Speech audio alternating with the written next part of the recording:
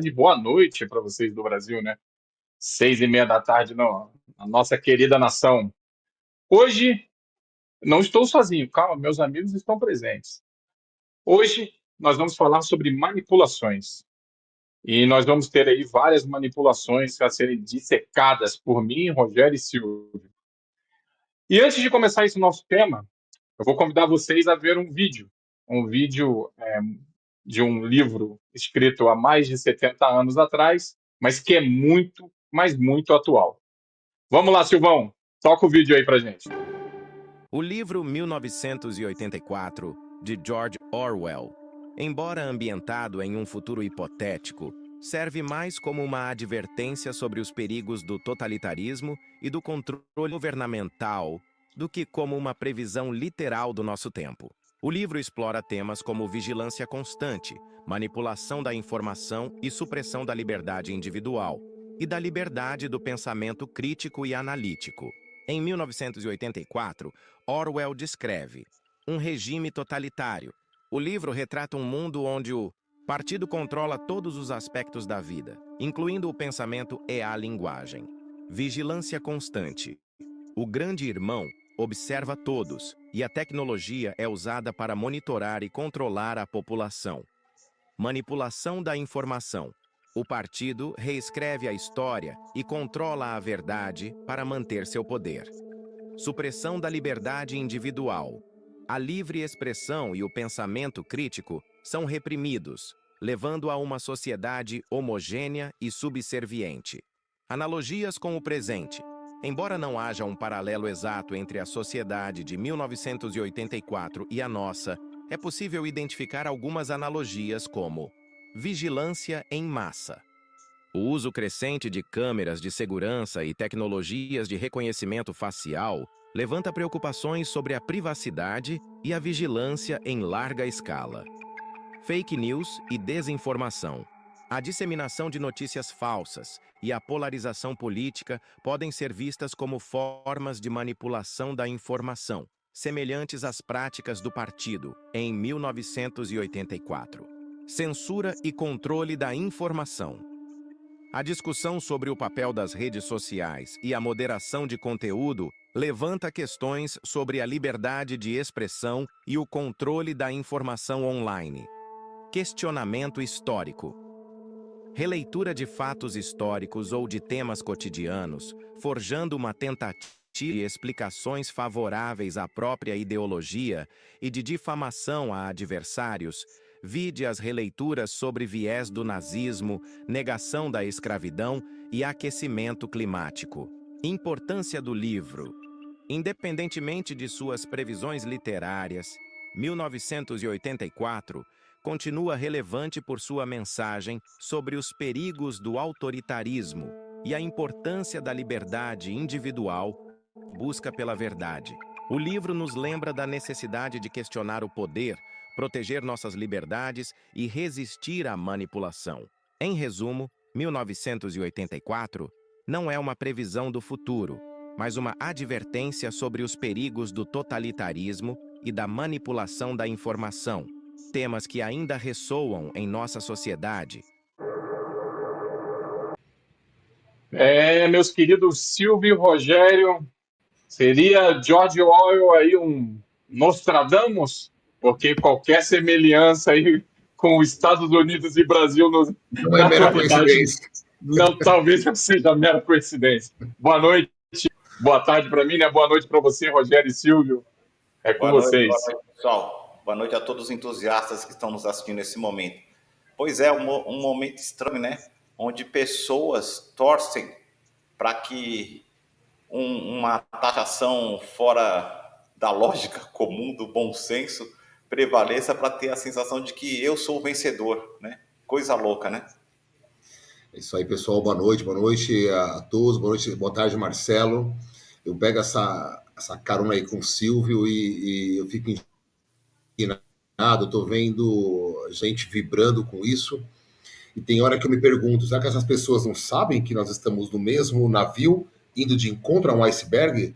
Ou elas acham que quando bater no iceberg vai afundar, mas apenas ela vai salvar, ela e o Jack. It's a boat, Jack. Só pode, não dá para acreditar no negócio daí, cara. Impressionante. E aqui a Rose também, né? Vai que a Rose É, tá não, junto. eu acho que todo mundo tá se achando a Rose, tá assim, pessoal da esquerda é o Jack, da direita é a Rose. Não é, gente. O barco é o mesmo, meu Deus do céu, mas é o poder. Isso vai vir assim de encontro, vai com o nosso assunto, o nosso tema de hoje, na qual o Marcelo, o Silva, aí nós vamos discorrer sobre isso, e que é o poder de conduzir, né, formar opinião e tirar o senso crítico, de manipulação mesmo, né? Como somos fantoches, Sim. soldadinhos, enfim. Né, Marcelo? Marcelo tá bem por dentro do assunto. Nessa analogia que você fez aí do filme Titanic, eu gostaria de lembrar que o Donald Trump pode ser o capitão do navio e vai morrer também. Vai. Porque essa transação ao mundo que ele está fazendo, isso vai afetar diretamente os Estados Unidos. Já está afetando, né?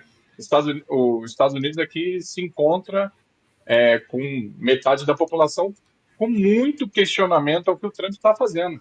Né? Muito questionamento.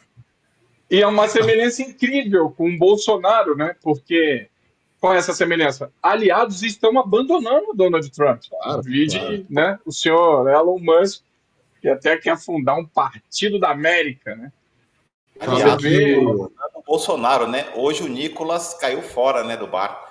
eu falo até, Silvio, Que que maravilha. pegando essa alusão do Titanic, que o Trump é o capitão que vai afundar junto e a família Bolsonaro são os músicos. Estão ali tocando, o barco Sem afundando e eles parar.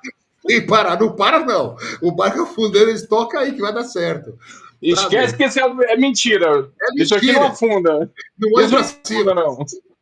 Não afunda. É tudo fake news. Mas Continua tocando uma coisa, isso daí. já vamos entrar no nosso assunto, né? Porque isso também faz parte, essa questão de você tarifar também é uma forma de manipulação, né? Mas Total. não é sobre esse assunto que a gente vai falar, mas sábado ele deu uma entrevista, o nosso presidente da terra do Tio Sam, e aí na entrevista ele fala, né, que os países estão ganhando muito em cima da terra do Tio Sam, e aí ele quer tirar um pouco, ele fala assim, eu vou deixar eles ganhar um pouquinho, mas só um pouco também. A gente precisa ganhar mais um pouco mais, porque eles estão ganhando muito em cima da gente. Aí abre para perguntas. Aí os repórteres lá, os jornalistas levantam as mãos, né? Aí ele aponta para uma pessoa, aí é uma mulher. Daí ela começa a falar assim: presidente, você vai nomear alguém, algum juiz para tomar conta do caso, para investigar as eleições de 2020? E que cerceou o senhor, a sua família, os seus aliados, o senhor vai fazer isso? No final ela fala, eu te amo, presidente. Nossa. Cara, Tá brincando? aí eu Eu não comecei vi. a rir, eu falei, ela não falou isso, ele falou, opa, não, isso não é armado, senão vão achar que é armado, quem é você? Aí ela fala, o jornal que ela trabalha lá, a mídia que ela trabalha, o nome dela, fala assim, ótima pergunta, aí troquei de canal, porque eu não consigo ver essas coisas. Eu não Não vi dá. isso. Ela falou, olha Inacreditável. o profissionalismo da mulher. Eu te amo, presidente. Ah, não, não, não, Juro que eu não vi isso. Gente, onde é que eu não, estava? não. Pega a Se você. entrevista dele, quando ele abre para as perguntas, a entrevista que ele deu no sábado, quando ele fala da taxação da Europa lá, né? E aí, quando ele abre para as perguntas, a primeira pergunta é dessa mulher. Pelo amor de E Deus. você vê a diferença da extrema esquerda no mundo, né? Hoje nós temos a Meloni, que é a primeira-ministra italiana, né? Ela é de ela é de extrema direita. E ela está contrária ao Trump. Uma posição totalmente contrária ao que os políticos brasileiros estão fazendo. Então você vê o nosso nível de viralatismo, né? Isso, claro, não deixa de ser uma manipulação também. O nosso nível de viralatismo é master, porque a extrema-direita italiana, ela está contra o Trump, mas a nossa extrema-direita, com uma lambeção Eu vou ligar aqui. impressionante. Eu vou seguir a linha aqui do Silvio, como nosso assunto é muito rico, a gente começa a entrar em outros assuntos e não para mais. Mas só o último detalhe: isso foi falado hoje sobre uma jornalista, a Renata Lopré, do Jornal da Globo, e ela falou: olha, que situação que ficou agora o Tarcísio de Freitas. Ele falou: o estado mais prejudicado hoje é o de São Paulo, é muito, mas se isso for adiante, é muito complicado. E ela fala: ele foi quem vestiu esse boné do Make America Great Again, que é o MAGA. E não só isso, o Tarcísio tentou jogar no colo do governo federal. Aí hoje eu estava assistindo o da Band, que o cara fala o seguinte, ele falou, olha, não estou aqui para defender ninguém, mas o próprio Eduardo Bolsonaro vem, fala por 3 vídeos, em 3 vídeos, ele assume, a carta do Trump vem dizendo sobre o Bolsonaro, que, ou seja, chancela, e o Tarcísio quer jogar no do governo. Peraí, então o cara tá assumindo o que falou, Eduardo Bolsonaro. O Trump chancela isso colocando na carta, citando o Bolsonaro, e o pessoal de lá falando, não, isso é culpa do governo. Ele falou, peraí, o cara falou, calma aí também. O cara falou, peraí, você pode julgar determinada parte do eleitor com essa incapacidade de pensar, mas é uma pequena parte. Ele falou, a boa parte está sabendo o que aconteceu. Essas pessoas viram o Eduardo fazer o vídeo, Eduardo Bolsonaro. As pessoas viram, leram a carta, tiveram acesso pela internet. E ainda assim quer insistir, é bem aquilo que nós vamos falar hoje. Sabe, Silvio? Eu estou te mostrando aqui, aí você fala assim, cara, tá vendo aqui? Aí fala, não, mas não é. Mas tá aqui, não é. Sabe? É o Titanic. Vai bater, não vai, porque esse iceberg nem existe. Vai bater, tá aqui, Silvio. O cara não quer aceitar, irmão. Aí é. Vocês conseguem. Eu tenho uma pergunta para vocês dois. Peraí, Marcelo. Mas o que acontece é aquilo que eu estava conversando com vocês nos bastidores na semana passada.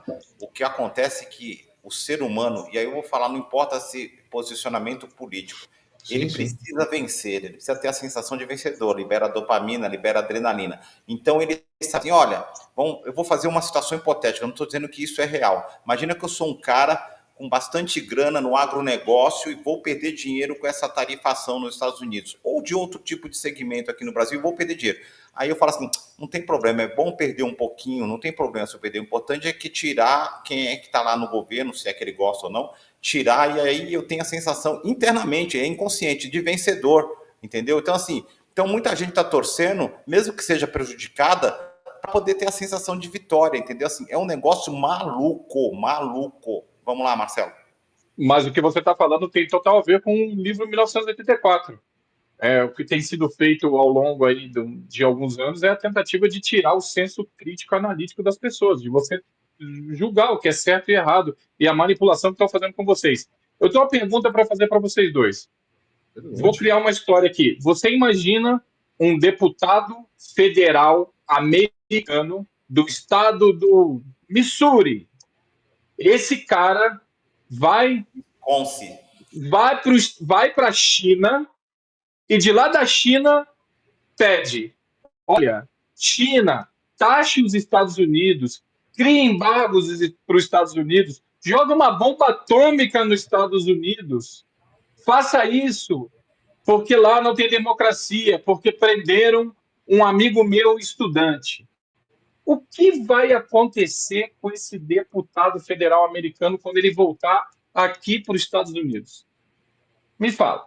Você acha que a mídia americana vai tratar esse cara como o quê? O povo americano, e aí eu vou falar na totalidade, não independente de partido, o que você acha que eles vão... que ele vai acontecer com eles? Nossa senhora, pelo amor de Deus. Você é doido? Essa pessoa, ela vai pra corte marcial aí, cara. Nos Estados Unidos. Eu acho que na hora que entra no aeroporto aqui já é linchada, cara. Eu acho que vai pra corte marcial, não tô exagerando. Mas assim, sem maldade, cada país tem um governante que merece, inclusive nós aqui. Isso assim, é o retrato realmente da sociedade. Essa divisão, entre aspas, que criou-se no Brasil de azul contra vermelho, roxo contra dourado ou qualquer coisa assim, para não falar exatamente das cores, é totalmente ridícula. Você pode olhar que a nossa mídia aqui no Brasil, ela é totalmente tendenciosa para quem pagar mais para ela, quem estiver com ela. E a gente vai aprender que é desde muito tempo, né, Silvio? Nós vamos aprender hoje que é desde muito tempo. Você que está aí nos Estados Unidos, Marcelo, você percebe que a mídia americana, com mais que ela tenha viés para um lado ou para o outro, ela defende o Estado acima de tudo, né? Ela nunca vai falar mal do Estado. Ela até Não, fala assim, mas não igual a gente aqui no Brasil. No Brasil, o cara adora destruir o Estado, adora essa síndrome de cachorro molhado que o brasileiro tem, entendeu? Então, assim, aqui no Brasil, o que eu puder falar mal do governo, eu vou falar. E depois eu vou morar lá na terra do tio Sam, porque lá eles são organizados, lá não acontece nada, entendeu? Então, assim, esse exemplo que você deu, se o cara voltar para os Estados Unidos, tava danado. Aqui ele vai ser tratado como patriota, como estão tratando a pessoa lá exatamente. de fruta para ele no diminutivo ainda lá nos Estados Unidos, né? Não vou nem citar nomes, que todo mundo sabe de quem eu estou falando. Então, assim, chega a beirar o ridículo.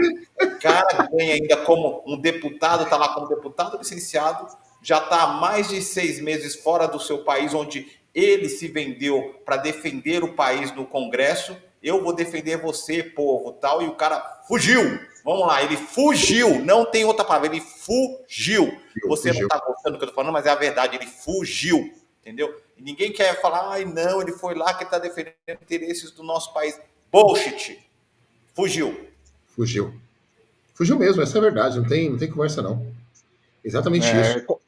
É estarrecedor ver ainda governadores de estados importantes. Vocês falaram aí do Tarcísio, o estado de São Paulo vai sofrer, mas existe outro governador também que, para mim, é uma pessoa insuportável. Eu não consigo acreditar que o povo mineiro conseguiu botar o O Zema. Zema no governo de Minas Gerais. E Minas Gerais vai sofrer muito também, porque Minas Gerais é o estado Café. produtor Café, de sim. café. Ele tem a commodity do minério de ferro. Então, essa taxação, se realmente vir, porque eu acho que é balela do Trump, isso vai afetar muito Minas Gerais. E mesmo assim, também você vê o governador de Minas Gerais dando apoio a essa extrema idiotice que o Donald Trump faz, mas na verdade isso, né, gente? A gente sabe que é só uma chantagem política, um modo de manipulação. Bom, vamos lá. Nessa nossa live que é sobre manipulações de poder, do poder, melhor dizendo, vamos falar um pouco então de manipulações da mídia impressa. Então, para isso, a gente vai fazer uma introdução com um vídeo e aí depois a gente vai discutir em cima desse vídeo das ações da mídia impressa, não só aqui no país Tupiniquim, como em várias partes do planeta aí, tá bom? Beleza. Os jornais impressos tiveram um papel fundamental no controle de narrativas ao longo da história, atuando como poderosas ferramentas de influência na opinião pública e na construção da memória coletiva. Essa influência se deu de diversas formas: seleção e hierarquização dos fatos. Os jornais decidiam o que era notícia e qual a relevância de cada fato, ao escolher quais eventos cobrir e quais destacar. Por exemplo, na primeira página ou com manchetes maiores, eles já exerciam um controle sobre a percepção da realidade. Aquilo que não era noticiado simplesmente deixava de existir para grande parte da população. Enquadramento, framing, da notícia. Mais do que apenas relatar os fatos, os jornais tinham o poder de enquadrá-los, ou seja, apresentar uma determinada perspectiva ou interpretação. A escolha das palavras, o tom da reportagem, as fontes citadas e até mesmo as imagens utilizadas contribuíam para moldar a forma como o leitor compreendia um evento ou uma figura pública. Isso permitia direcionar a opinião pública para um lado específico, seja ele político, social ou econômico, construção de reputação e imagens. Através de reportagens elogiosas ou críticas, os jornais podiam construir ou destruir a reputação de indivíduos, partidos políticos, empresas ou até mesmo nações. Eles exerciam um poder significativo na formação da imagem pública, influenciando o apoio ou a oposição a determinadas causas e personalidades. Criação de consenso e dissuasão. Em regimes autoritários ou em períodos de conflito, os jornais eram frequentemente utilizados como instrumentos de propaganda, buscando criar um consenso em torno de ideologias dominantes ou desmobilizar a oposição. A repetição de certas mensagens e a omissão de outras podiam gerar uma percepção distorcida da realidade, levando a população a apoiar ou aceitar determinadas medidas. Influência na agenda política e social. Ao dar destaque a certos temas, os jornais podiam pautar o debate público, forçando políticos e a sociedade a discutir questões que, de outra forma, poderiam ser negligenciadas. Essa capacidade de definir a agenda dos assuntos importantes conferia-lhes um poder considerável na direção dos rumos de uma nação. Exemplos históricos. Jornais partidários.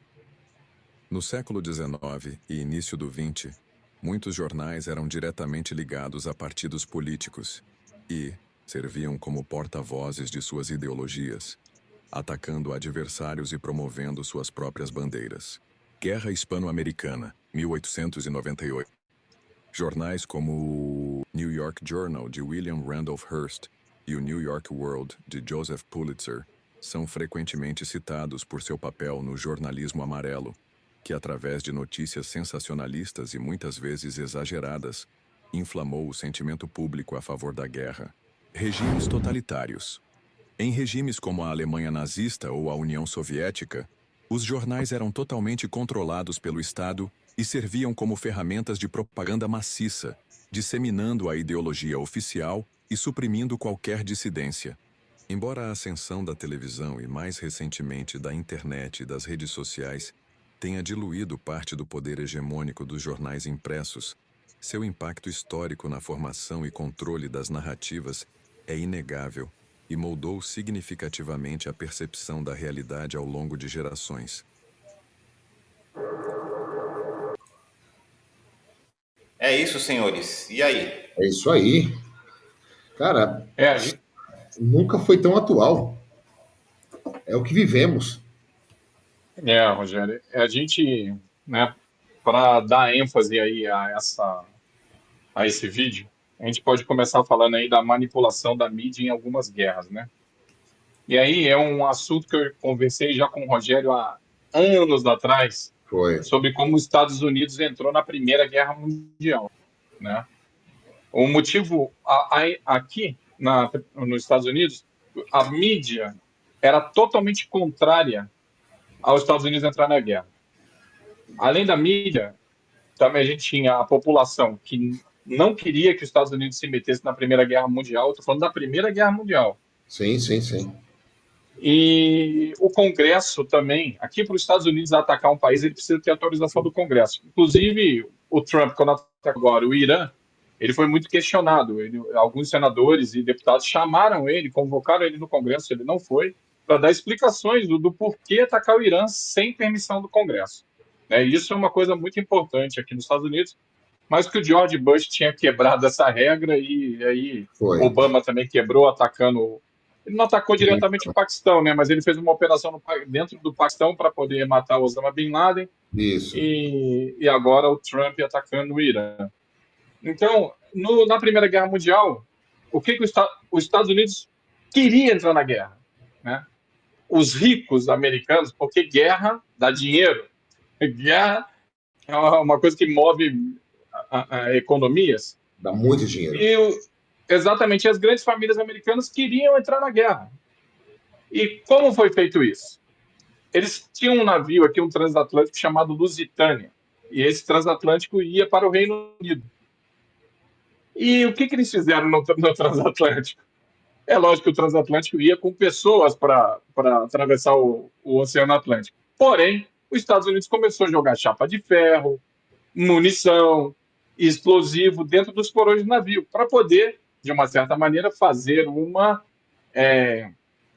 envio de mercadorias ilegais para a Inglaterra. Sendo que exatamente, um contrabando, vamos falar assim. Sendo que a Alemanha já tinha dito que qualquer bloqueio, ela já tinha estabelecido bloqueio comercial e tinha dito que qualquer rota até a Irlanda, Inglaterra, qualquer país ali do Reino Unido ali, seria provavelmente afundado. Cara, o mais interessante, e isso foi uma coisa que eu conversei já com o Rogério, os Estados Unidos fez isso às claras. Às claras. Sabia que ia ser torpedeado o navio. E isso iria mudar a opinião pública. E uma semana antes do navio zarpar, o governo alemão botou na capa de jornais anúncios falando: não viajem no Lusitânia. E dito e feito, o Lusitânia zarpou encontrou um U-Boat, na época da Primeira Guerra já tinha alguns submarinos, e foi torpedeado e 1.200 pessoas, se não me falha a memória, morreram. Aí você ganha Qual foi a comoção capa? pública. Qual foi a capa nos dias seguintes?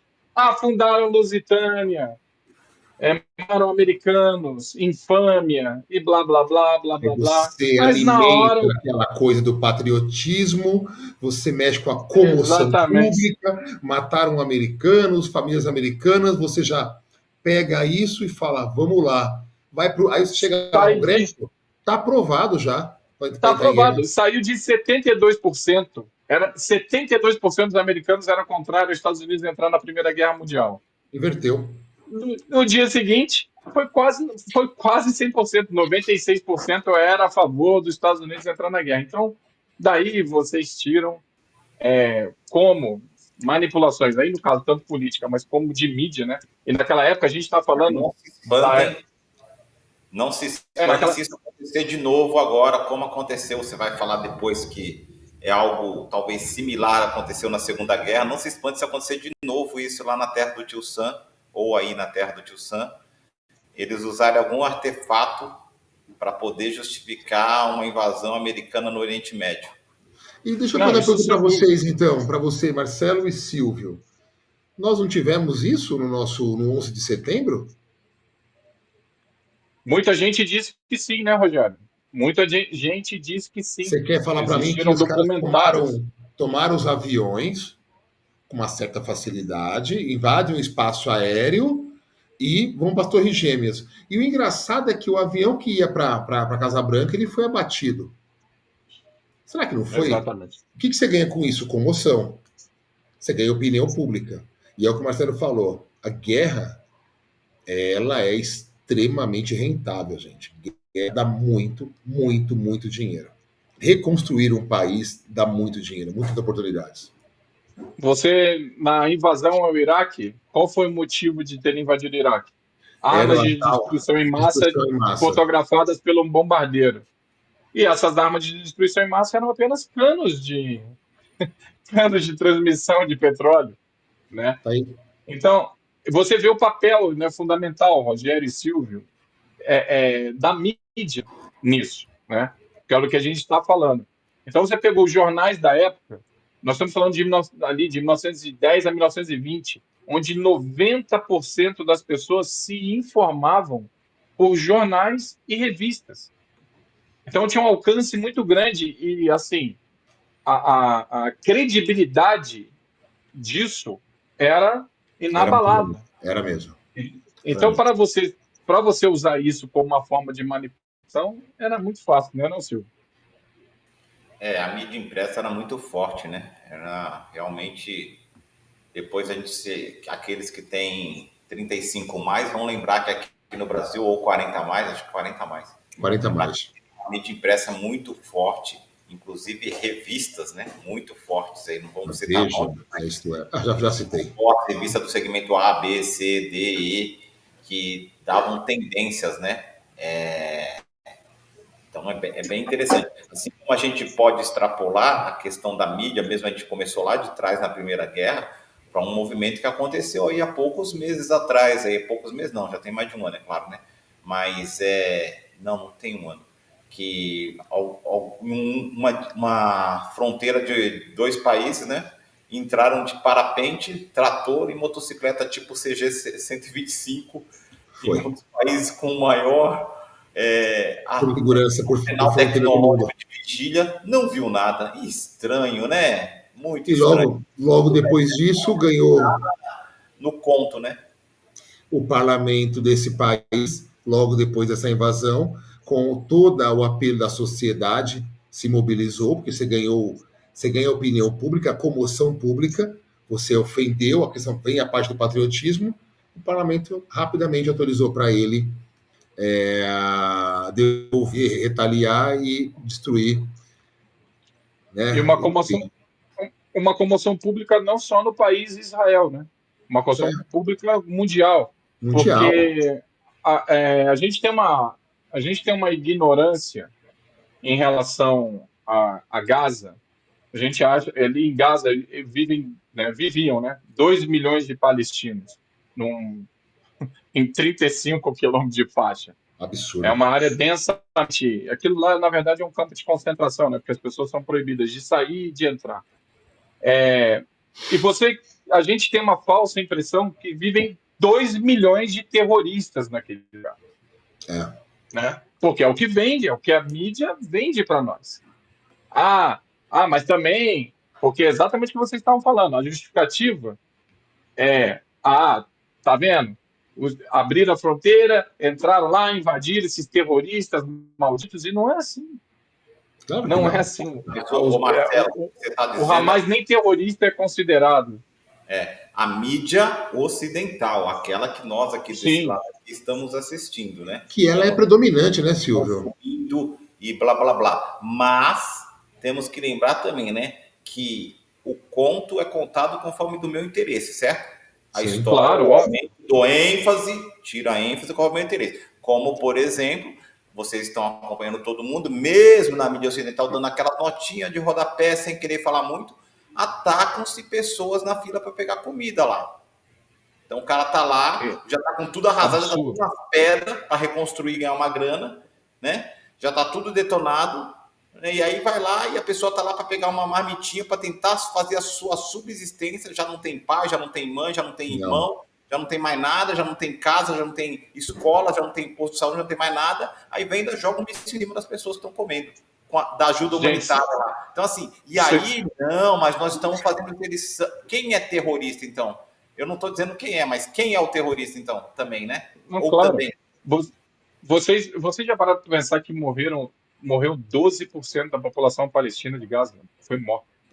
É um absurdo, cara. 12%. É Então, muita coisa. basicamente, É um extermínio. gente, isso é um genocídio. E sabe o Isso que não tem dói, outra palavra para dizer. senhores? Para a gente não fugir do assunto, mas o que dói é o seguinte: sabemos que os grandes patrocinadores das grandes mídias, né, são bancos, e aí você vai. Eu vou puxar o link, vai chegar até os judeus. Toda vez que uma emissora aqui do Brasil ela vai falar, ela vai noticiar a situação da Palestina, toda vez, não é de vez em quando. É assim que eu vou noticiar. Depois, o ataque a Israel sobre a Palestina, aí fala bem assim, lembrando que no dia tal de outubro, terroristas, tal, invadiram, assim, ainda insistem em fazer isso, quer dizer, não consegue mais só dar a notícia, tem que voltar, puxar para poder, como se fosse justificando. Mas isso é o poder da mídia, isso é o poder da comunicação usada de forma aí desonesta. Eu não tenho outra palavra para usar. Manipuladora, né, Rogério? Desde Rogério, sempre, viu? Desde sempre, Silvio e Marcelo. Não, nós estamos falando assim, se a gente for voltar aí, não vamos falar. Acho que desde que inventaram a Rogério, escrita, né? a gente Oi. começou falando dessa questão da mídia impressa, com o Marcelo puxando uma questão sobre a Primeira Guerra Mundial, como a terra do Tio Sam entrou no conflito, né?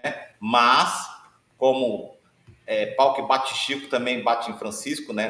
Aqui nas nossas lives. Então, vamos contar para eles, Marcelo, para todo mundo que está nos assistindo ou que vai assistir depois. Aliás, não deixe de seguir a gente, apertar o sininho aqui, né? E compartilhar o nosso vídeo para que mais pessoas tenham acesso a esse conteúdo.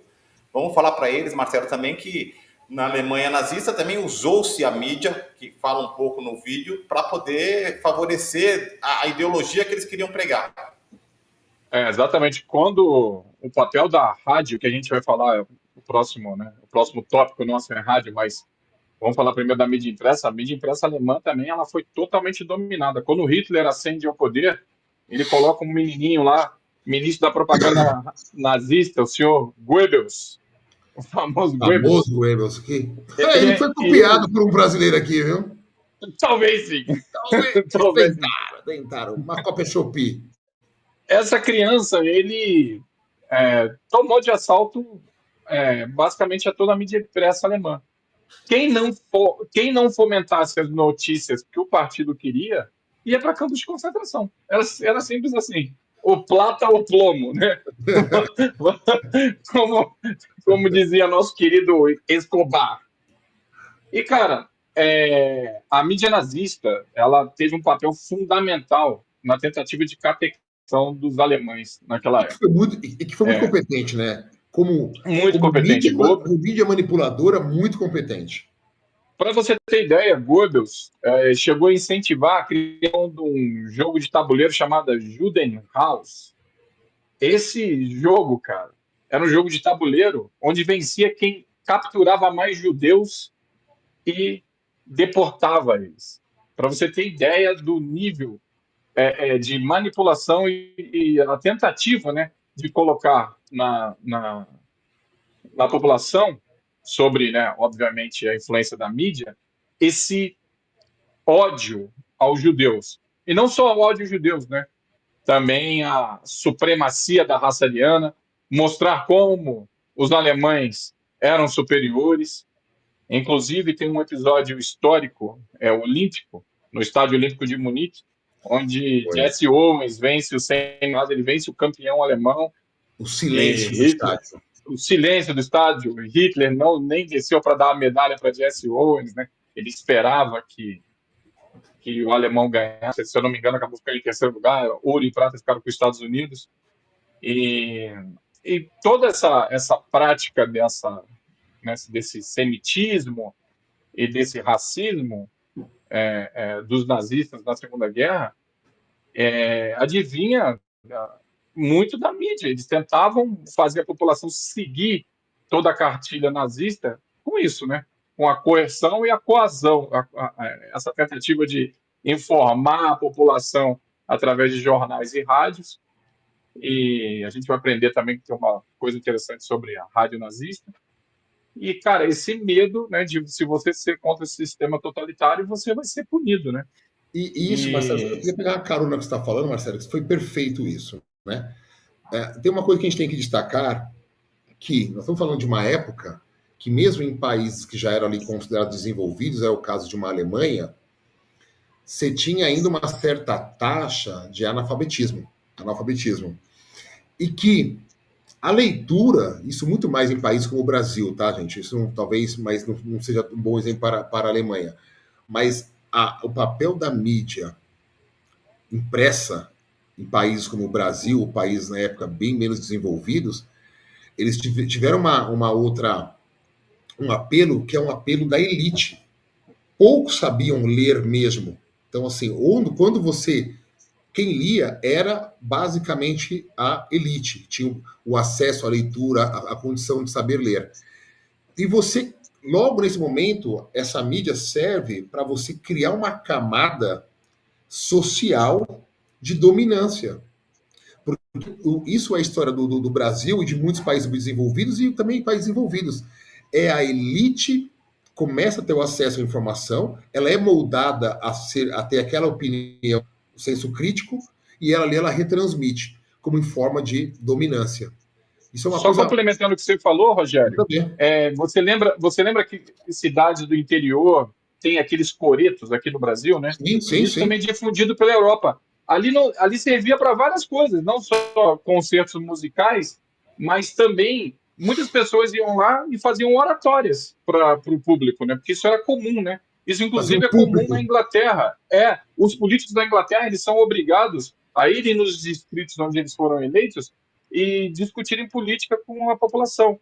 E, cara, o que você falou tem tudo a ver, porque realmente existia aquela população que não tinha o conhecimento e muitos coretos eram usados como as pessoas que tinham instrução iam e liam as notícias dos jornais, as principais notícias dos jornais para as pessoas que se reuniam ali, cara. E essas classes mais abaixo que não tinham acesso à leitura, porque não dominavam, eles ficavam...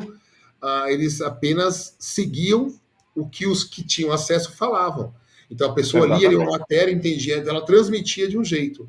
Então, em países como o Brasil, a mídia impressa ela sempre teve esse papel elitista muito forte.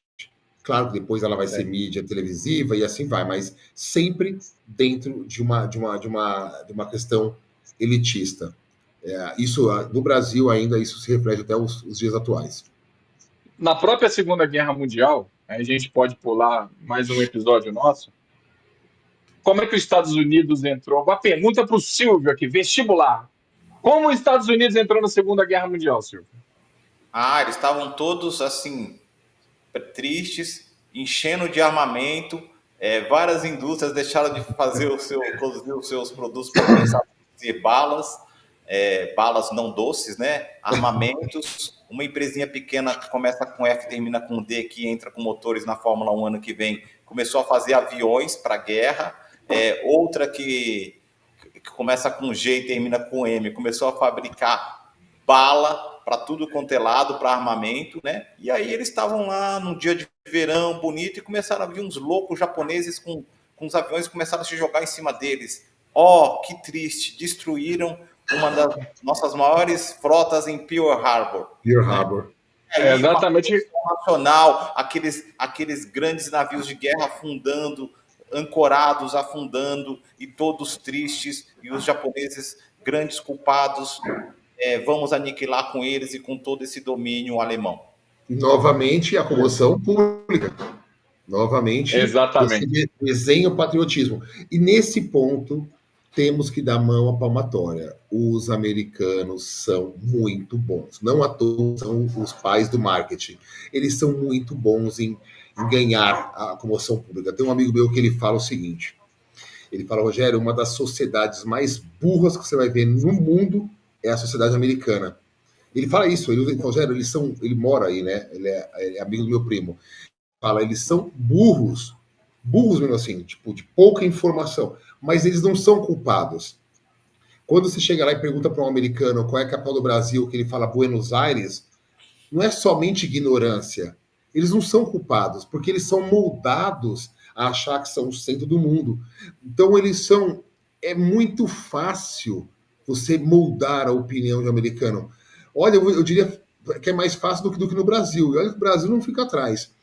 Não, mas Rogério, mas a mesma forma que o americano ele é moldado para ser um pouco alienado nessas questões, e a própria mídia que é difundida aí, que são as redes sociais, que não é o assunto dessa live, mas só pincelando, que faz com que haja esses movimentos de extremo de um lado ou extremo do outro, é o mesmo meio que dá a oportunidade dessas pessoas verem outros prismas. Então, assim, tem gente que não vê. Não, eu não aceito. Igual o cara recebe uma fake news e aceita aquilo como verdade. Ele nem vai ver. Não, mas eu recebi, eu estava contando na live da outra semana para vocês que eu fui cortar o cabelo e o cabeleireiro, o cara acredita em todas as fake news que ele recebe. Ele não vai investigar. Não, mas olha só, estava bem feito o vídeo e tal. Bem feito hoje. O tio Manuel que mandou. Com várias edições, né? Então, assim, do mesmo jeito que o próprio povo americano, de outros países alienados em algumas questões, ele também, se ele quiser, ele pode ir atrás da informação mais correta e mais precisa. Sim, então, sim, assim, sim. Nós estamos aqui numa live tentando fazer o quê, afinal de contas? Transmitir isso. Quer dizer, a gente podia estar em casa, podia estar fazendo outra coisa, tomando cerveja, sei lá, né? O Marcelo num puta de um calor que tá lá, né? Podia estar na piscina. 39 graus. Outra coisa. A gente está aqui tentando fazer o mundo ser 0,001% melhor. A gente não está dizendo para você que está assistindo que a gente está certo. A gente está dizendo, pensa. Estamos te dando fatos e dados. Ou melhor, dados e fatos. Com isso, você chega à sua conclusão. Nós temos as nossas opiniões que a gente está expressando, às vezes, aqui num momento ou outro, mas é para você que está assistindo, você refletir. Será que isso é verdade? Ou esses três são malucos, entusiastas loucos? Entendeu? Verdade, Pesquisem. O Silvio deu um baita gancho, porque é o seguinte, vamos falar lá dos Estados Unidos na Segunda Guerra Mundial. Como o Silvio falou, os Estados Unidos estava se armando, estava construindo tudo, existia uma pressão muito grande dos empresários aqui para, de novo, entrar na Segunda Guerra Mundial, né? Para vocês terem ideia, gente, como o mundo é louco, os aviões alemães, eles voavam com a gasolina de que país, Rogério? Mentira. Claro que é. O dinheiro do Terceiro Reich investido em qual país, Rogério? Estados Unidos, tá zoando comigo. Eu não estou brincando com vocês. Vamos lá. Vocês a pergunta, eu sempre fui um grande questionador das coisas. Eu tenho uma frase que é minha, eu falo... É aquela empresa que é um Tzinho, assim, ó, que fornecia o combustível, que tem um logo vermelho e preto. Preto e vermelho. Uma das... É verdade. Rockefeller vem do petróleo, ele vendia o diesel dos Messerschmitt, os aviões alemães. Então, vamos lá, gente. Eu sempre me questionei, eu sempre fui muito inquieto com as coisas, sempre me questionei por que o Japão atacou os Estados Unidos, cara? Assim, do nada? Por qual Você vai razão? atacar... O Japão foi lá e atacou os Estados Unidos. E eu nunca tive, assim, o pensamento de... cara, tem alguma coisa que faz os Estados Unidos ser essa áurea, né? O mocinho. Eu sempre questionei isso. Então, vamos lá, cara. Eu fui buscar as notícias, fui buscar informação, fui buscar conhecimento, até propriamente aqui dentro dos Estados Unidos. Então, vamos lá. O fato histórico é o seguinte: os Estados Unidos, como o Silvio bem descreveu, estava querendo entrar na guerra. Só que a opinião pública era contrária e o Congresso também precisava aprovar isso. Então, o que aconteceu? Os Estados Unidos, a primeira coisa que ele fez, como eu falei para o Rogério, quem fornecia o combustível alemão era aqui. Ele cortou o combustível para o Japão. Ele parou de vender petróleo para o Japão. E depois ele parou de vender a borracha para o Japão. O que o Japão fez? Invadiu aonde tinha borracha no mundo. Brasil, e o Brasil era aliado americano. E outro lugar que tem é no leste asiático. E essa invasão que dá lá em Indochina é exatamente só por causa de recurso natural, gente. Porque guerra despende recurso. E o Japão é uma ilhazinha desse tamanho. Exatamente. Ela não tem recurso. Então, ela invadiu China, invadiu todos esses pontos. Ao mesmo tempo que aconteceu tudo isso aqui, o dinheiro americano nos bancos, que JP Morgan, foi congelado. Ao mesmo tempo que o dinheiro foi congelado, os embaixadores japoneses foram expulsos do país. Eles não estavam em guerra, não tinham acontecido pior ainda. Depois, alguns cidadãos japoneses foram presos em campos de concentração aqui em Napa Valley, da Califórnia, região linda. E logo depois vem o corte total a qualquer subsídio ou commodity de guerra para o Japão. Tudo bem, vamos lá. Rogério, você é um almirante da esquadra americana. O pau está cantando no mundo. O pau está quebrando no mundo. Você vai pegar os seus navios lindos e vai botar numa ilha maravilhosa de surf lá no Oceano Pacífico? Você vai fazer isso, Rogério? Não. Você vai? Se o pau está cantando no Atlântico, você vai mandar sua esquadra para o Pacífico? Só que você está construindo uma outra esquadra muito mais potente aqui, né, irmão? Sim, sim. Como o Silvio bem falou, os Estados Unidos já estavam se preparando. Tudo bem. Quem combatia o Japão na Segunda Guerra Mundial? Vocês sabem qual país que combatiu o Japão na Segunda Guerra Mundial? Na Ásia? China? A China, não era? Austrália. Austrália, da Oceania, então. A Austrália estava pedindo socorro. Porque estava difícil conter o avanço japonês. Não, Oceania, na Guerra Asiática mesmo. Sim. A Austrália que participava da defesa da Indochina, desses lados. E, Rogério, a gente já conversou sobre isso. O Serviço Secreto Australiano avisou os Estados Unidos. Existe uma concentração da esquadra de Yamamoto saindo do Japão. Olha, Estados Unidos, aí semanas depois, Estados Unidos, eu acho que Yamamoto está muito perto do Japão, do Havaí. A esquadra está muito perto. A gente, com nossos aviões espiões, localizou a esquadra se dirigindo ao Havaí. E os Estados Unidos não fez nada para retirar os navios dali. Quando estava ao alcance de batalha, do alcance dos zeros, dos Mitsubishi Zero, da força da marinha japonesa, as defesas de Pearl Harbor estavam desligadas. Os navios estavam todos ancorados no mesmo lugar. Uma facilidade para se destruir. E quando se ataca Pearl Harbor, o que acontece no dia seguinte? Roosevelt vai com aquele discurso. Esse é o dia da infâmia, porque nós fomos atacados e a gente não fez nada. Mas, na verdade, existiu todo um beabá, todo um passo a passo para aquilo acontecer. Eles movimentaram as peças para isso. Estavam de descanso, né? Tinham poucos militares dentro dos navios, poucos militares na base aérea próxima, todos eles estavam de folga. A maioria estava de folga, tipo, 95% dos militares estavam de folga, todos naquele fatídico dia. Ó, mundo cruel. E existe, e tiveram muitas mortes, né?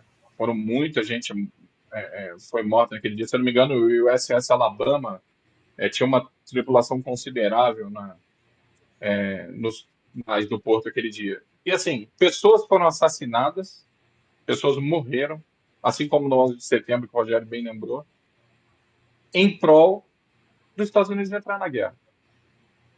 E é sempre assim, né? As elites estão, né, só enxergando a dominação mundial como um baita de um jogo de tabuleiro, com Rockefeller vendendo diesel para o Reich, mas ao mesmo tempo querendo vender diesel para a Força Aérea Americana para a escalada de um conflito. Guerras, principalmente depois da Segunda Guerra, onde a gente teve um período muito grande de Guerra Fria, eram, além de desovar o que sobrou, era para poder fazer novas, para poder colocar de novo. Então, assim, a indústria armamentista ela precisa sempre estar em guerra. Senão, como é que ela vai justificar fazer um novo caça F-54M X-42, entendeu? Tem que testar a arma. E para testar, vamos pegar um país qualquer, vamos criar um conflito ali onde não é a minha casa e vamos brincar de jogar uma indústria enquanto menos país enquanto menos país tiver com bomba atômica, mais amplia o leque de ataque, né? E é uma quanto menos países tiverem a bomba atômica, é melhor, né? E é uma indústria de um custo muito alto, e é o que o Silvio falou, você ter estoques de armamento, para eles não interessa, tem que usar, tem que gastar, tem que renovar as compras. Que vai chegar um determinado momento que você precisa, como qualquer empresa, você tem que girar dinheiro, estoque parado é dinheiro parado. E agora tem uma coisa, né, gente? Não podemos esquecer do lobby que a indústria armamentista tem no mundo. A indústria bélica, ela tem um lobby muito forte. Você sabe o que aconteceu hoje aqui, Rogério? Do atual presidente, da oposição, eles bancam todo mundo, porque mas é contrato. Eu vou ajudar aqui na campanha, mas quem entrar vai atrás de conflito. Eu preciso botar meu estoque para girar. Hoje você sabe que o Trump autorizou o envio do sistema Patriot de defesa de mísseis para a Ucrânia. Exatamente. Está meio tenso a situação de lá com o Putin. Já vê quantos bilhões são girados aí. Você já imaginou a África, as democracias frágeis da África, já imaginou a quantidade de dinheiro que foi gerado ali com essas micro-guerras, principalmente guerras civis entre os países africanos? Então, é por aí mesmo. A indústria bélica é um absurdo. Eu estava vendo aquela reportagem sobre cada custo de cada míssil. É um absurdo quanto milhões para lançar um míssil. Sigamos. Vamos falar o que da sequência? Da Guerra do Vietnã? Como tudo era bonito, até os repórteres irem lá, tirarem fotos. Vamos falar sobre isso?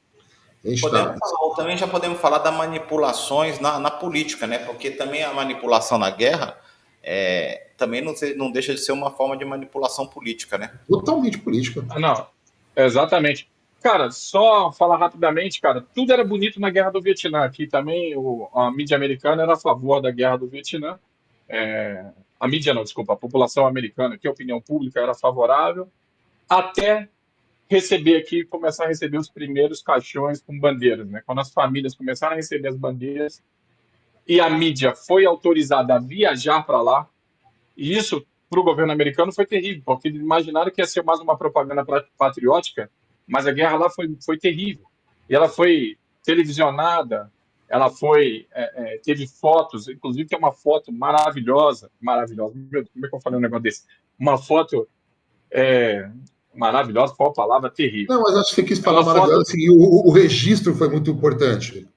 O registro é muito impactante. É um dos registros mais impactantes que eu vi na minha vida. É uma menininha correndo nua, porque a aldeia dela tinha sido bombardeada por napalm. Então ela tá com napalm no corpo. Tá derretendo a bichinha, tadinha.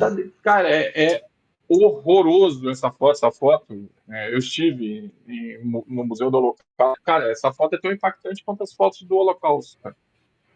Então, até a opinião pública favorável até essa data. Então, teve um dia da Batalha do Tet, onde foi filmada a destruição da vila, as pessoas, aquele horror da população vietnamita. Cara, isso aqui virou. Aí começou com os movimentos hippies, fazendo manifestações gigantescas em Washington, em Los Angeles, em Nova York, pedindo o fim da guerra. E ali foi impressionante como a mídia teve um papel, ela teve um papel, né, de institucionalizar, de dar credibilidade e validade à invasão ao Vietnã, para a luta contra o comunismo no Vietnã. Cara, mas ela viu que virou ao contrário. E aquilo bateu tão forte aqui no sentimento, porque a gente ainda tem, a gente pode ser manipulado, mas a gente tem ainda aquele sentimento, né, de humanidade. E aquelas imagens do Vietnã, realmente elas trouxeram exatamente essa foto. Olha aí, Essa foto é terrível, essa foto. Você vê o fundo tudo pegando fogo de napalm, dos bombardeios. Eu conheci um senhor, eu acho que eu já falei isso para vocês, eu conheci um senhor aqui, que ele é um dos desenvolvedores do B-52 Stratofortress Fortress, é um bombardeiro, ele é um piloto americano, ele participou da Guerra do Vietnã e, apesar dele ser ultranacionalista, é uma coisa que afeta demais ele, demais. E a mídia americana, depois, isso é uma coisa muito interessante, os filmes, eles retrataram, porque ficou essa coisa no americano, nossa, a batalha do Vietnã foi um massacre, foi horrível. E fora a quantidade de americanos que morreram. E depois a mídia americana ela retrata os combatentes do Vietnã como psicopatas que não conseguem voltar para casa, que só sonham com a guerra, com os horrores da guerra. Isso também é muito interessante, como esse estereótipo da negação do Deixa eu guerreiro, fazer né? uma pergunta, Marcelo, sobre essa situação do Vietnã. Os americanos demoraram, sim, a engolir uma ideia de uma derrota, né? Porque eles não saem dessa guerra vencedores. Cara, mas aqui quando você conversa com muitos americanos entendem que eles perderam a guerra.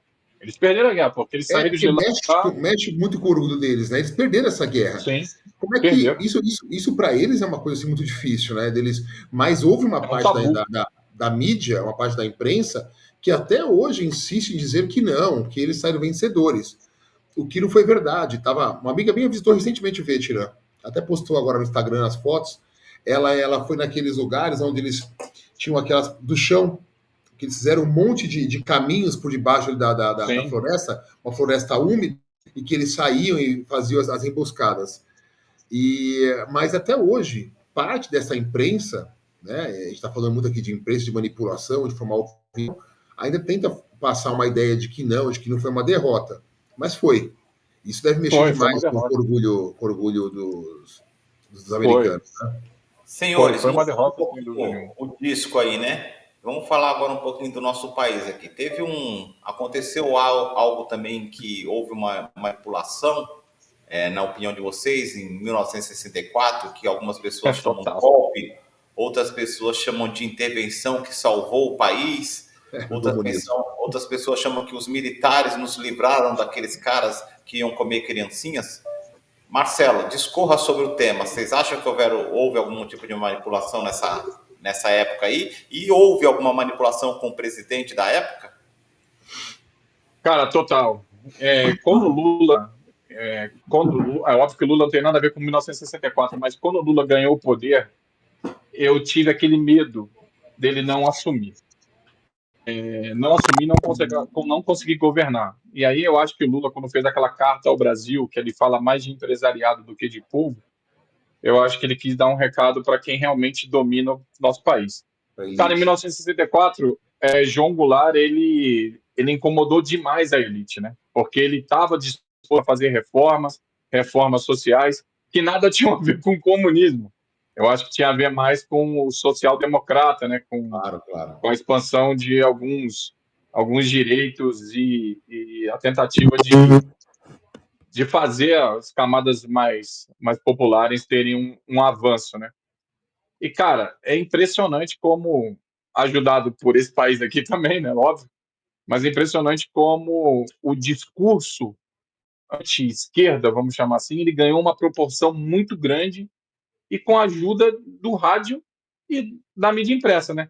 E mais uma vez a gente vai falar sobre a impressa que naquela época, é, eu vi também uma pesquisa em relação ao Brasil, naquela época 60% das pessoas se informavam por jornais ou revistas. Isso é um número muito grande, muito significativo. Absurdo, né? Doido, muito, muito grande mesmo. É um número muito grande. Então você vê aí como existia assim, a chance de uma manipulação e, cara, se eu não me engano, acho que era o partido, acho que era o PSD, se eu não me engano, um deputado que eu não me recordo o nome, cara, ele usou muito bem as mídias e conseguiu construir esse discurso e até dar no que deu, né? Dar com a ajuda dos militares e qualquer semelhança, né? Com alguns anos atrás no Brasil, não é mera coincidência. Não é mera A coincidência. gente, Mas aí, a- senhores, eu acho que isso também passa por aquilo que a gente está falando, né? Pela desinformação, né? Tem pessoas total. que não querem aprender, não querem sair do seu comodismo, porque assim, como Stan Lee já disse, né? Quanto mais poderes, mais responsabilidade. Então, quanto mais conhecimento, também mais responsabilidade, certo? Sobre você e sobre os outros. Então, assim, se eu tiver que aprender mais, vai dar mais trabalho para mim. Então, não quero aprender. Então, assim, o que o Marcelo passou, entre aspas, eu lembro claramente que em 1990, acho que eu não estou errado, em 1990, 89, dizia-se que se um presidente, que é o atual, chegasse ao poder, ele iria mandar ele e o partido dele não comer criancinhas. Absurdo. E a mesma Nossa, mídia, que não é para falar agora de mídia televisiva, mas a mesma mídia que detonou ele, jogou ele lá embaixo e colocou um caçador de marajás para ser o rival dele, a mesma mídia depois o elegeu como Lzinho Paz e Amor. Cara, que loucura de manipulação, e as pessoas entram nos dois lados da história. São os É o mesmos interesse, né? que votaram lá, a grande maioria votou depois nele. E aí depois, sabe, assim, então a pessoa também não aprende, cara. Ela não vai estudar, porque estudar dá trabalho. É melhor ensinar meu filho a colar na prova para poder passar de ano, sabe? Sem Então, dúvida. assim, isso é cultural. Por isso que eu não fico puto mais, porque o Brasil tem os governantes que merecem. ô Seja ele Silvio, de cima, seja ele de baixo, seja ele da direita, seja ele da esquerda. Então, assim, a gente tem o nosso reflexo de sociedade, cara. Então, assim, o cara claro, elege fulano, o cara vai lá e aumenta o próprio salário e a gente não faz nada, a gente não vai pra rua, a gente não faz protesto, entendeu? E aí fica assim, a gente recebe um aumento de IOF e tá tudo bem. A gente recebe um link de 15% e tá tudo bem, entendeu? Então, assim, nós, brasileiros, somos passivos nesse ponto. E eu, Muito. genericamente, é claro, não é para você que está bravo mas, aí que. mas vem desde essa época, né? Vem desde essa época. Olha, eu perguntava muito à minha mãe sobre 1964, né? E minha mãe falava, era muito nova, minha mãe tinha 10 anos. E ao sentimento, a minha mãe, ela me conta uma história que ela estava passando ali pelo centro do Rio de Janeiro e ela viu a repressão às manifestações. E aquilo, acho que afetou um pouco. Um beijo, mãe. Eu sei que você vai ver essa live, eu deve estar vendo. Eu lembro que ela conta essa história, que ela viu a polícia do exército entrando. Isso é uma coisa interessante, Silvio, que tem a ver com o que você estava falando. Presta atenção. Existem muitas pessoas que a gente pergunta, pessoas mais velhas, e essas pessoas têm um certo saudosismo da época da ditadura. Algumas pessoas, elas falam, não, mas se vivia melhor na ditadura, era melhor. E assim, e é uma loucura você pensar isso num país onde você não tinha direito, onde o pensamento contrário era suprimido, onde a gente teve guerrilhas aqui no Brasil para tentar tirar a gente do regime militar. Mas isso muito vocês podem parar para pensar, pela supressão das informações. Existia algum jornal que falava contra o governo? Existia algum rádio ou meio de comunicação que fazia essa contrariedade, essa você questionar o governo em alguma coisa? Não. Os artistas que faziam músicas, eles tinham que passar para a censura aprovar. E muita gente que era contra teve que ir embora do país. Né? A gente vê cidadãos do Brasil, sabe, indo para a porta de quartéis, pedindo para o povo, pedindo para os militares intervirem na nossa política, uma loucura total. Isso assim, basicamente, a gente vai falar disso na semana que vem, isso basicamente é falta da manipulação que as redes sociais fazem na cabeça das pessoas. Porque é inadmissível você pensar que uma ditadura é melhor que uma democracia. Possível. Democracia que nós temos hoje, né? Você vê nego falando mal do Lula, falando mal do Bolsonaro e nada acontece, tá certo. Agora, a gente precisa manter a sobriedade. E continuando a falar o tema aqui da nossa live de manipulações, a gente falou bastante sobre mídia impressa.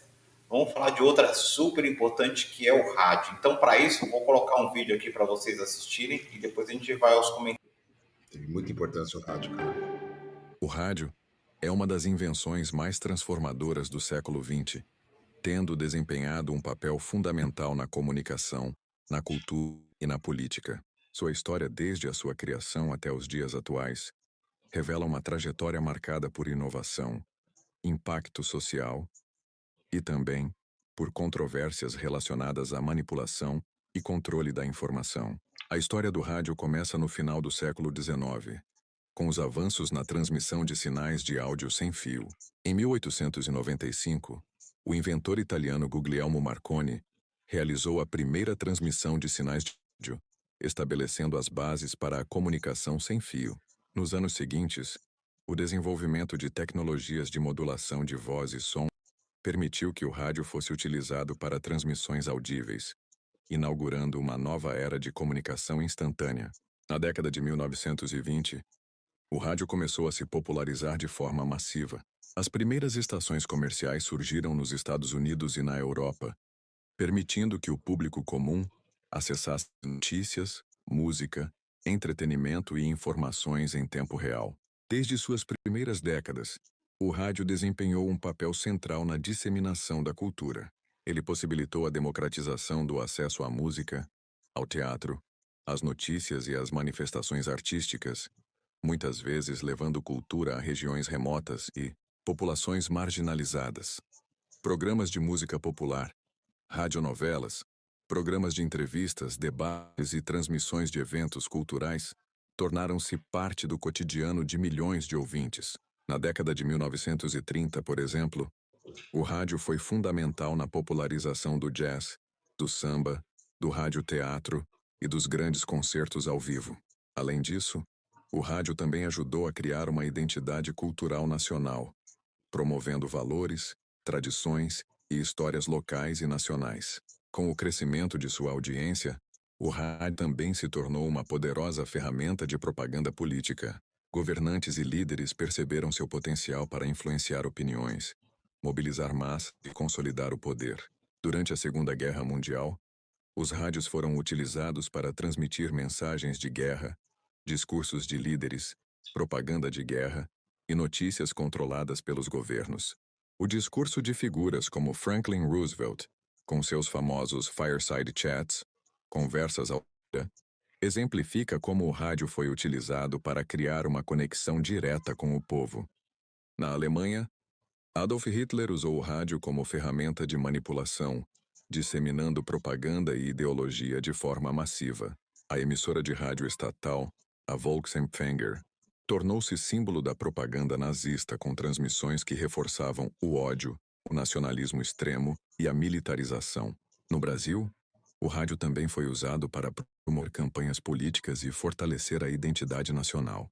Getúlio Vargas, por exemplo, utilizou o rádio para se comunicar diretamente com o povo, criando uma relação de proximidade e autoridade. Apesar de ter democratizado o acesso às informações, o rádio também foi utilizado por regimes autoritários para manipular a opinião pública.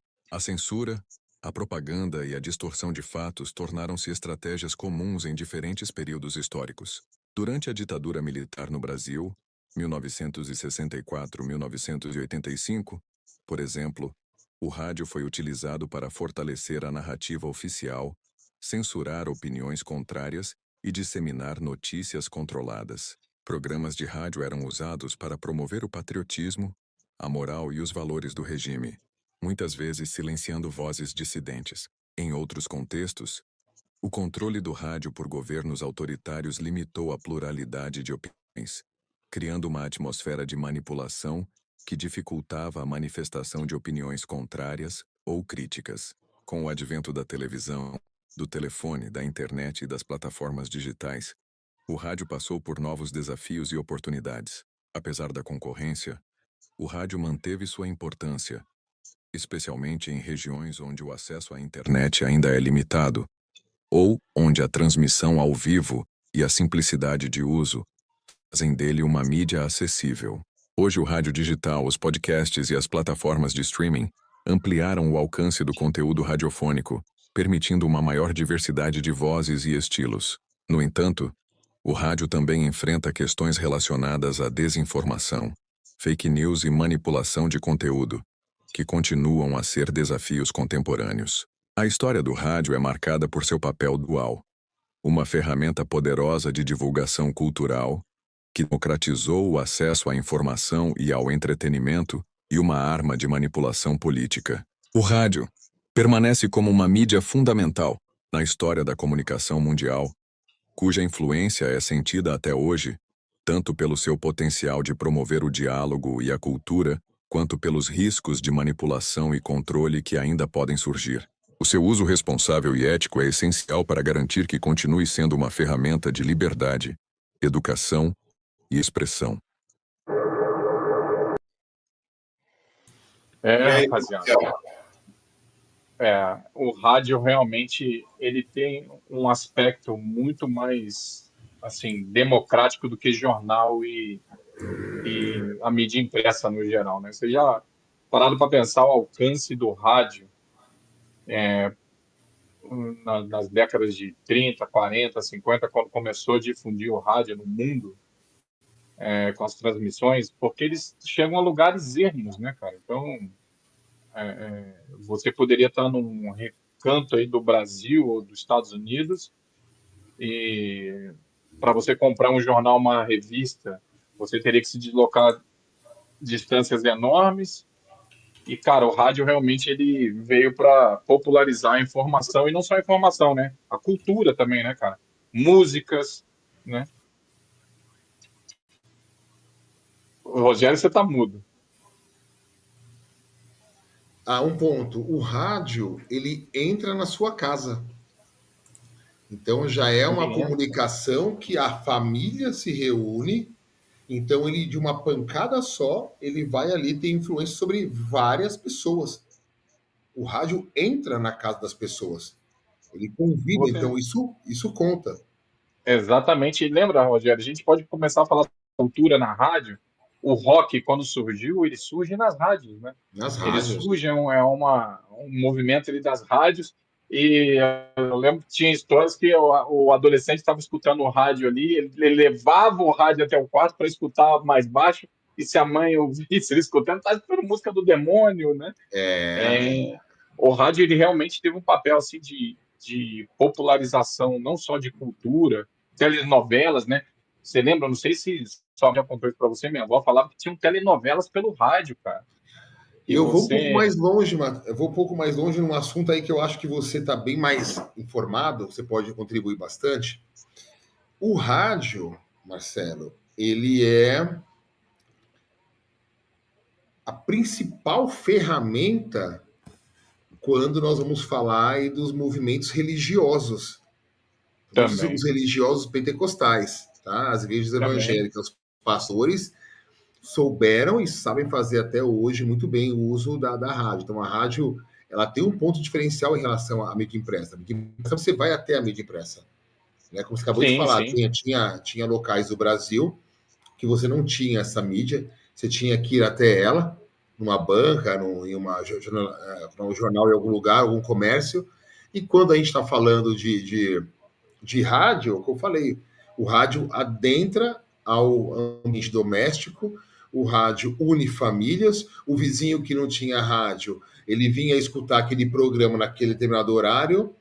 Então, é uma ferramenta muito mais atrativa e com poder de alcance muito maior e Muito com maior. ainda, eu digo mais ainda, com mais credibilidade. Você está dando voz a uma pessoa, a um programa diário. Aquela pessoa todos os dias está naquele dia, naquele horário, ele vai falar. Então, começa a partir daí a figura da credibilidade da É pessoa que está isso. falando. Não, exatamente. Você vai se acostumando, né?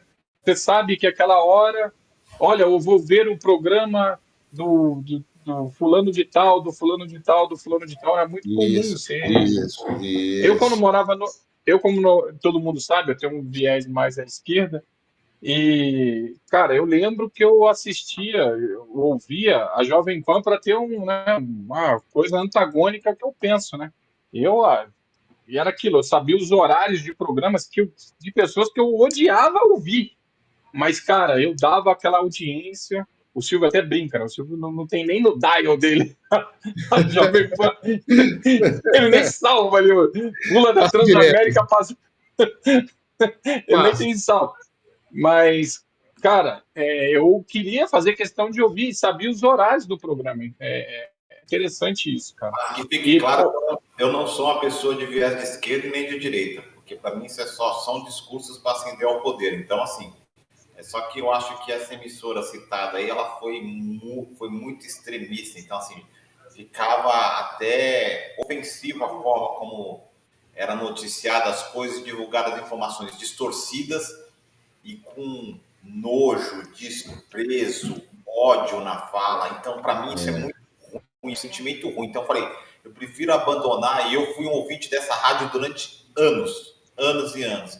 Mas nesses últimos anos aí, eles ficaram, parece que enlouqueceram. Quer dizer, na verdade, eles estavam sempre ali. É que a gente não sabia, né? Eles estavam dentro do armário, como dizem. Aí saíram do armário e resolveram ser felizes do jeito deles. Ué, tudo bem. Mas para mim é muito ofensivo a forma de fazer, sabe? Igual vocês sabem que tem uma emissora aqui brasileira que é uma filial de uma emissora americana chamada CNN, e eles têm um debate, às vezes, de ideologias diferentes. Colocam duas pessoas para debater sobre um mesmo assunto com um viés diferente.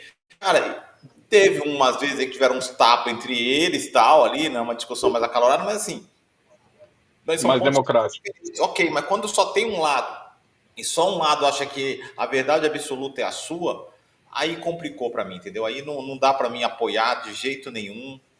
E eu fico triste que tem gente que acha que isso é uma verdade. Eu fico triste que eu conheço pessoas que acham que não houve golpe em 64, que foi uma ajuda dos militares para conosco, para nos salvar. Eu fico triste quando Imagina. eu ouço essas coisas. Aí eu fico triste quando eu falo, eu falei para algumas pessoas, gente, esse negócio aí do pessoal querer dar um golpe no Brasil, nós vamos tirar aquele de lá com um tapa na cara, nós vamos fazer isso. Falei, cara, vai quebrar o Brasil. O Brasil é a oitava, nona economia do mundo.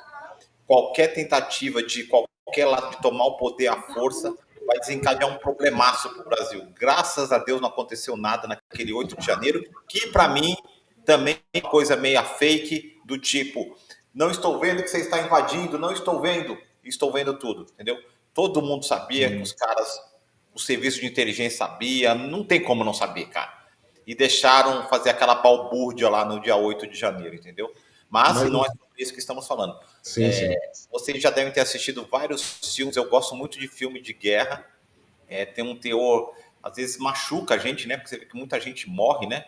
E na maioria desses filmes de guerra, antes da Segunda Guerra, você vê o poder do rádio. Você ouve lá as campanhas do nazismo, o cara falando lá no fundo, toda a casinha, o cara sabendo se vai ter um ataque aqui ou não, e o cara mandando ver, vamos fazer, vamos acontecer, vamos ser a raça suprema.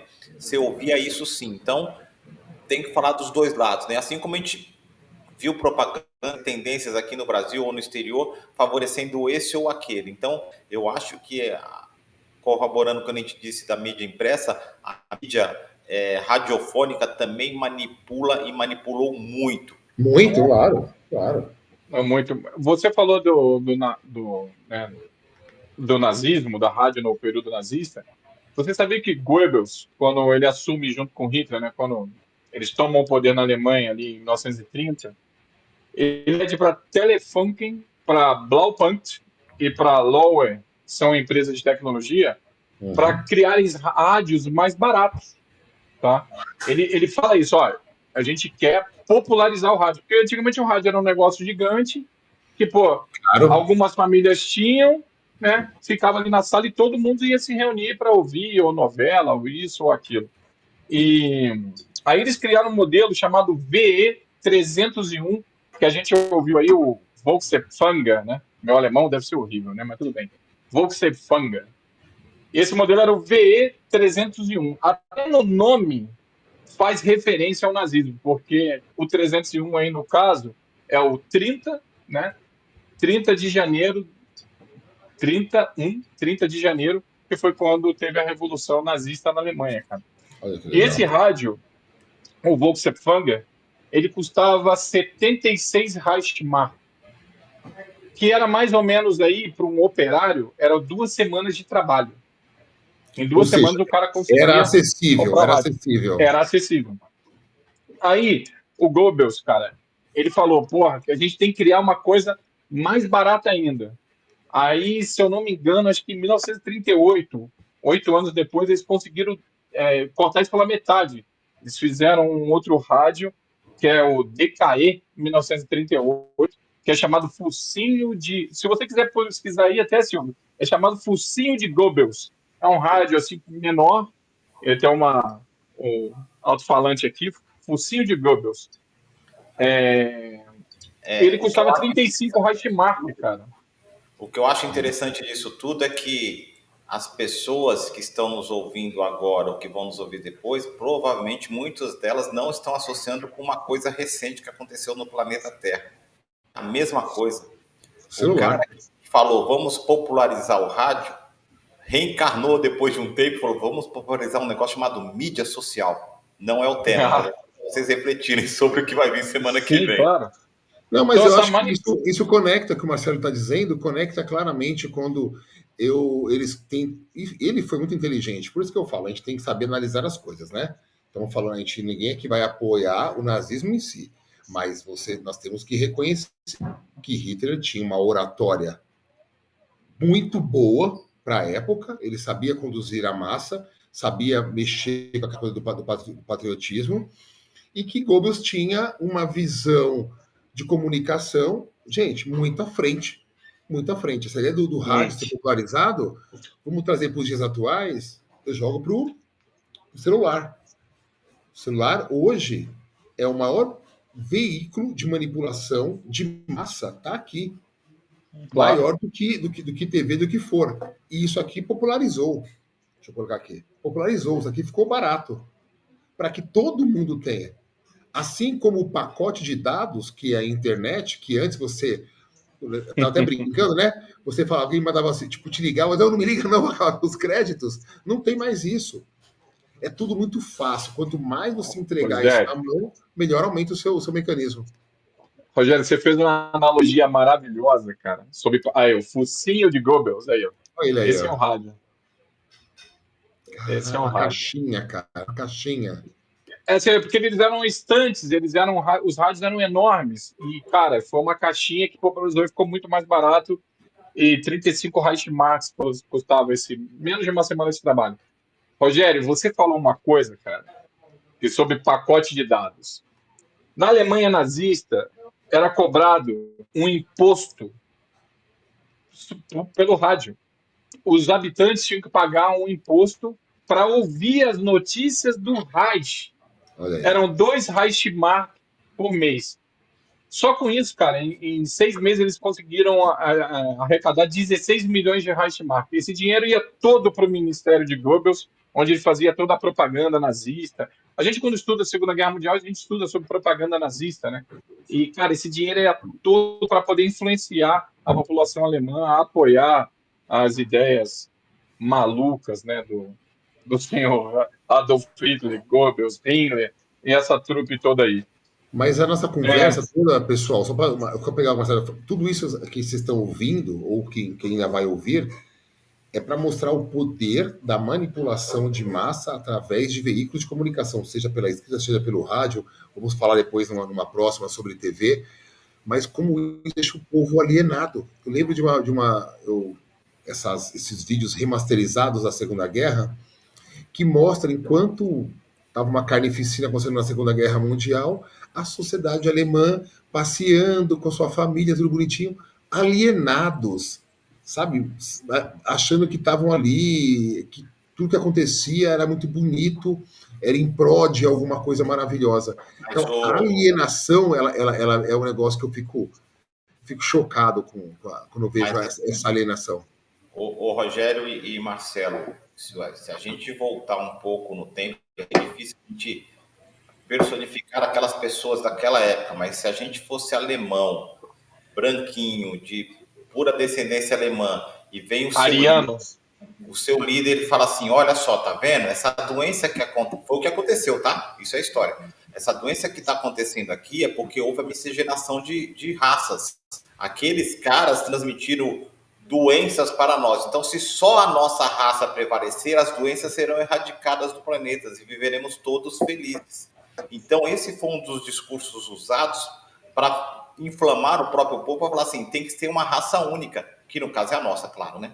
Então, assim, imagine em 1930, 1920, uma pessoa com um discurso desse, sem acesso à informação, só com uma via de comunicação. Então, assim, realmente faz sentido. Ser que fulano casou com ciclana, que era da outra família, von Reichen, sei lá o que lá, e não teve filhos doentes. Agora, esse outro que casou com outro, veio de um outro país, somente um que tem uma estrela, gerou uma pessoa deficiente, tá vendo? É verdade. Então, assim, a manipulação, ela não é só dessas formas, acontece de outras formas, você pega na emoção da pessoa. Então, o ser alienado, Rogério, é uma consequência disso também, entendeu? Hoje, a gente falou isso numa live aí, ou 2 ou 3 para trás, eu não lembro, ou uma, que assim, acho que foi o Marcelo que falou assim, quando chegou a internet, eu falei, graças a Deus, vamos compartilhar conhecimento, todo mundo vai ter acesso a tudo. Mas as pessoas não querem. Olha só, são 20 e 32.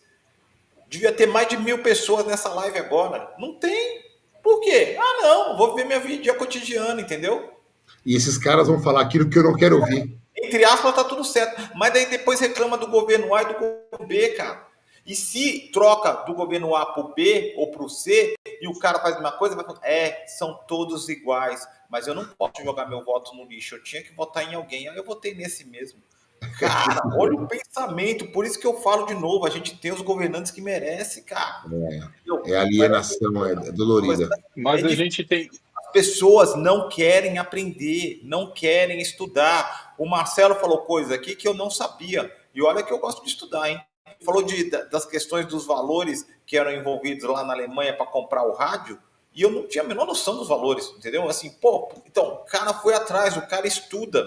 Entendeu? Ah, Silvio, ele é um louco, por isso que ele é entusiasta, é verdade, ele é um louco. Mas assim, independente disso, ele foi atrás de algumas informações. Ele perguntou para a mãe dele o que tinha acontecido em 64. Quantos de vocês perguntaram para os seus pais? Verdade. Quem causa, cara, passou, deixa, né? Mas eu acho que isso é o papo, cara, que eu não queria adiantar, porque isso é todo o contexto da nossa segunda live, né? Eu tô achando que a gente vai ter que fazer 3 lives, viu? Eu tô achando que a gente vai ter 3 lives. Que o assunto religião vai ser complicado. Religião, e a gente, pelo nosso tempo aí de live, eu acho que religião tem que ficar para a próxima. Enquanto o Silvio deu uma saidinha, eu e o Marcelo aqui, a gente pincelou a parte de religião. Cara, mas essa religião é muito mais pra gente, né? Acho que tem que ficar para a próxima live mesmo. Mas, Silvão, cara, adiantando um pouco da próxima live, eu não queria fazer isso, mas só, né, dando um adendo. Hoje em dia as pessoas não param mais, a gente não consegue mais ver uma live de 1h30, as pessoas não têm mais tempo de ler livros, as pessoas estão totalmente condicionadas ao celular, aquele não quer ver, arrasta para cima. As pessoas não têm mais paciência de ver um vídeo, às vezes, de 2 minutos, cara. E isso tudo, a gente está sendo condicionado para isso. Isso é um desejo das empresas de tecnologia que seja assim.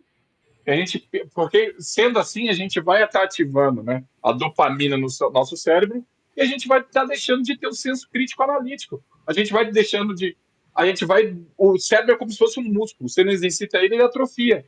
Então você vai tendo preguiça. Se você vê um texto muito grande, não vou ler, não dá. Por quê? Por conta do que a sociedade está evoluindo. A gente está evoluindo para tudo muito rápido, tudo muito pronto, tudo para agora, e tudo que faça seu viés de confirmação. Aquilo que não tem seu viés de confirmação, ou seja, aquilo que você acredita, que você pensa, você não quer assimilar. Você não quer mais assimilar aquela cultura, você não quer entender aquela cultura. Se você tem uma religião X, você não quer entender a religião Y. Se você tem um posicionamento político X, você não quer entender o posicionamento Y. Isso é horrível para a gente. Porque a gente não cria um senso crítico analítico. Eu Mas, tento fazer isso desde pequeno. Eu leio o New York Times, CNN, eu vejo o Fox News, que é só notícia absurda, leio Al Jazeera, leio Al País. Eu mas preciso para ter quem quer essa manipular é muito visão. bom, Marcelo. Mas Oi?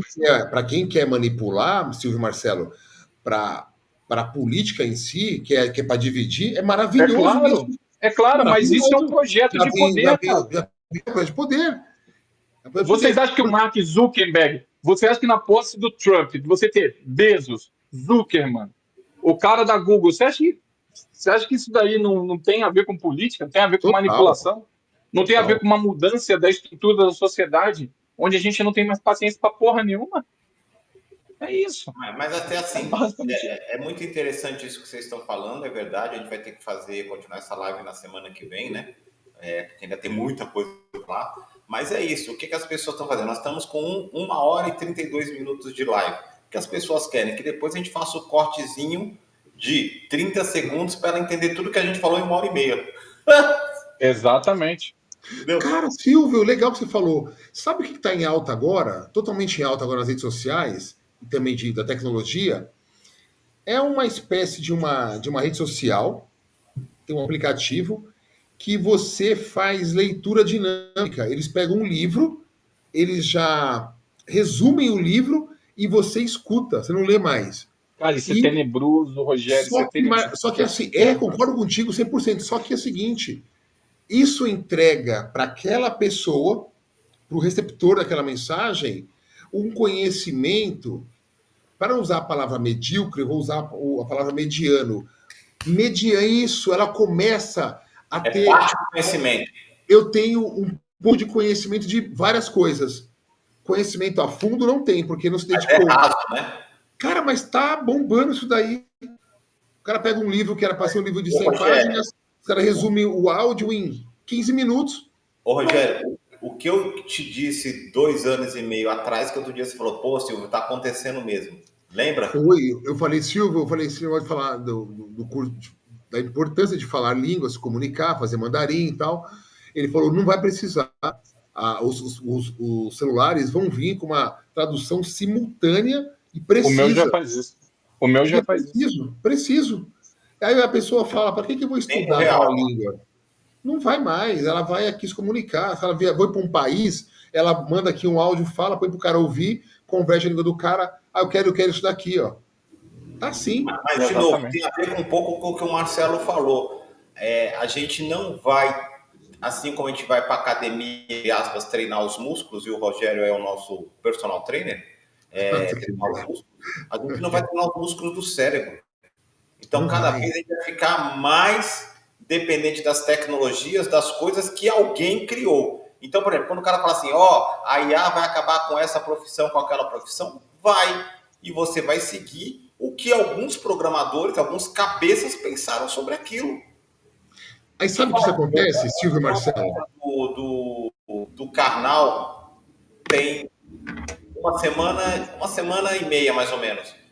E ele disse, a nossa inteligência artificial ainda, ela não pensa por si própria, ela só repete padrões, o que já é uma boa. É verdade, ela repete padrões hoje. Sim, claro, essa é a base dela. A base de dados, ela não aprendeu ainda a pensar sozinha.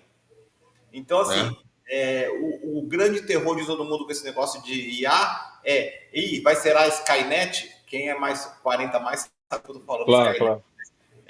Vai ser a Skynet, vai tomar a forma própria. Não sei se vocês viram o que aconteceu nos Estados Unidos tem umas 2 ou 3 semanas, que uma mulher tinha um relacionamento virtual com uma IA. Ela criou lá o Joãozinho da Silva, lá o parceiro dela. E ela falou, cansei, ficou 1 ano e pouco com esse relacionamento, ela decidiu terminar o relacionamento. E aí ela começou a chantagear ela, falou, os nudes, vou expor seus nudes para todos os seus amigos, seus contatos. Existe um filme sobre isso, que chama Ela. Não sei se vocês já viram. O filme é muito bom. O cara se apaixona pelo sistema operacional do celular dele. Chama Ela. É muito interessante. E muito triste, né? Porque... E muito atual também, né? Mas Rogério, eu estava falando com a minha esposa, o futuro nesse ponto, não sei se eu posso falar que é sombrio, porque não é sombrio, porque apenas são outras pessoas, outros seres, nós nesse planeta ou não. As pessoas não vão casar mais homem com mulher com homem, mulher com mulher. Vão casar com androide, seja do sexo que for, da aptidão que for, misturado, conforme você vai escolher no cardápio, e vai chegar em casa e vai pensando, eu gostaria que a Joane fizesse isso. E aí a Joane vai fazer isso que você quer. Blade Runner. Ela não menstrua, ela não enche o saco, ela não pede presente, entendeu? E vai ser assim. Porque principalmente a pessoa que entrar num relacionamento com outro ser humano e se frustrar 1 vez, 2 vezes, 3 vezes, ela vai fazer isso. Ela vai ter um androide, cara, do sexo masculino ou feminino, ou misto, e vai satisfazer ela. Porque ela vai programar aquela máquina para atender os desejos e anseios delas. Então a população mundial tende a diminuir, sim. Se não for gerada em laboratório, vai diminuir. Isso chama-se zona de conforto. Nós temos... E vai acontecer isso naturalmente. Assim como eu falei para o Rogério há 2 anos e meio, 3 atrás, do lance da tradução simultânea, isso vai acontecer. Sabe por que vai? É terrível. Não, eu não acho que é terrível, eu acho que apenas é. Isso é mais difícil. Se a gente nascesse nessa geração, se a gente nascesse daqui a 10 anos para frente, em 2035, 2036, a gente achar isso normal. Normal. Sabe que eu acho também que isso vai acontecer? Porque a tecnologia, ela é feita cada vez mais baseada em zona de conforto. Tudo, desde um simples controle remoto. Não levante mais para trocar o sinal, o canal. Aperte um botãozinho. O celular, não vá pegar um aparelho fixo. Onde você estiver na rua, você vai usar. Enfim, tudo, do carro, da locomoção. Os aplicativos, temos aplicativo para tudo. Hoje, um celular, você faz movimentação bancária, você pede alimento, você marca consulta médica, está tudo muito prático. Então, o comodismo, a zona de conforto, é o grande motor que vai incentivar a criar essas tecnologias. Então, pegando o que o Silvio falou, não vai demorar isso. Por quê? Está na zona de conforto. Eu não quero me frustrar mais no relacionamento, então eu quero ter uma pessoa assim, assada, ela vai moldar. Porque a tecnologia vende isso. O que é inovação? É aquilo que vai fazer por mim. E você vê como agora... a sociedade frágil que está sendo construída, né, Rogério? Frágil. Porque você não consegue dialogar com você mesmo nem com as suas próprias emoções. Está tudo muito entregue na mão. Aí o que acontece? Pessoas como nós ainda, Marcelo, Silvio e demais que vão ouvir, por que a gente fica indignado? Por que às vezes o Silvio não consegue mais ouvir uma Jovem Pan? Às vezes eu nem começo uma discussão política com ninguém. Porque, meu irmão, quando eu me deparo com uma pessoa alienada, seja pro lado da esquerda, seja pro lado da direita, não importa, meu irmão, eu fico indignado. Quando aquela pessoa... Aí eu falo, cara, eu não consigo mais nem conversar pela alienação. Pela aquela pessoa que está numa zona de conforto tão grande, a zona de conforto de pensar, Silvio. E pensar cansa. A pessoa fala, rapaz, vou ter que ler um pouco sobre aquele tema. Vou ter que ouvir isso aqui. Então, a pessoa não quer, Silvio, ela não quer, é o que você falou, ela quer ganhar o debate. Então ela fala, eu vou por aqui mesmo. O caso claro, para encerrar minha parte aqui, que a gente tem que encerrar, quando foi muito longa a nossa live, e que a gente vai falar na próxima semana, a gente falando isso, um cara falando sobre política, ele falando sobre a questão agora desse tarifaço, que ele quis jogar a culpa num determinado ponto, o cara falou o seguinte, cara, tem 3 vídeos do Eduardo Bolsonaro dizendo, eu trabalhei juntamente com o Paulo Figueiredo. Ele assume. Vem a carta do Trump e fala tarifaço e cita lá Bolsonaro. Tô com tudo isso aqui mostrando. Aí vem a outra pessoa aqui e fala assim, não é bem assim não. Isso é culpa do governo que está alinhado com os BRICS. Então, temos que parar. Talvez nós somos poucos resistentes. Daqui a pouco o mundo vai estar acabando, vai estar aqui a gente três. Pessoal, vamos pensar. Tá na cara. Tá adiante. A pessoa não quer, ela não quer. E se você tentar, ela vai falar que você é chato, vai te rotular de comunista, esquerdista, o que for, e pronto, ela vai falar: você não vai fazer parte do meu clube. No meu clube, eu quero ir para clubes alienados, que é ali que eu gosto. Ela não quer mudar. Você tá, As você pessoas não tava querem falando, mudanças. você tava falando essa questão, né, Rogério? Você vê como é que a gente mudou de muito tempo para cá. A gente está falando de rádio. Getúlio Vargas, ele criou a Voz do Brasil em 1935, né? Até Getúlio Vargas hoje. era muito populista. Ele era muito populista, então a Voz do Brasil foi criada. E, cara, é interessante que a Voz do Brasil, ela foi criada por ele, mas a Voz do Brasil só foi incluir notícias do Legislativo e Executivo em 1971, na ditadura militar. Porque ali foi de propósito as notícias do Executivo para fixar aquilo que, olha, nós militares estamos trabalhando, estamos fazendo, mesmo Uhum. que seja o Congresso que era eletivo, mas estão ali trabalhando em prol da sociedade, né? É uma coisa interessante isso, você vê que é, é, essa propagação da difusão do que você tem que pensar, ela era mais ampla antigamente e hoje, porque a Voz do Brasil, na minha época eu já considerava a Voz do Brasil chato, né, quando eu era criança. Começava a Voz do Brasil e a gente tirava. Eu não queria ficar ouvindo Tirava. notícia, porque a gente queria ouvir música. A gente não queria se informar, né, do que estava acontecendo no Brasil. E você vê que hoje a coisa, e eram programas longos, e hoje, cara, a coisa arrasta, Arrasta pra cima. muito mais rápida, É a muito zona de mais conforto da sociedade, né, Silvio? útil. Cara, Deixa eu te colocar. a gente começou esse nossa live com um vídeo de 1984, onde nesse livro, quando George Orwell escreveu, os livros eram proibidos, porque era uma coisa que Você fazia podia. você dissertar, né? Você ter a consciência e aquilo que o Rogério estava falando. É você exercitar o seu cérebro e você ter um senso crítico e analítico, né?